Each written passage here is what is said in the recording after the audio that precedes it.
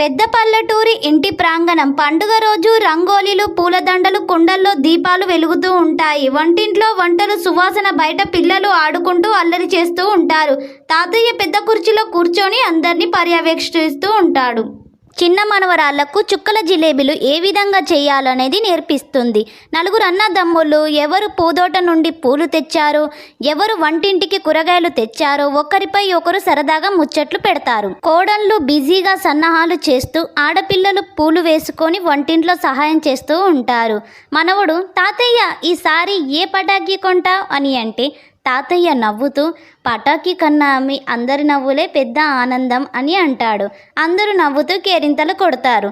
పెద్ద అన్నయ్య కొడుకు సిటీలో ఇంజనీరింగ్ చదువుతూ పూర్తి చేసి ఉద్యోగం కూడా తెచ్చుకున్నాడు. పండుగకి ప్రత్యేకంగా ఇంటికి వస్తాడు.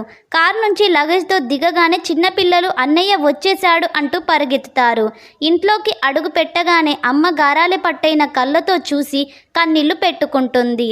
చిన్నమ్మ కూతురు ఉల్లాసంగా మాట్లాడే తీరులో అందరినీ ఆకర్షించే అమ్మాయి. అర్జున్ వస్తున్నాడని తెలిసి ఆత్మీయంగా సంతోషపడిన బయటికి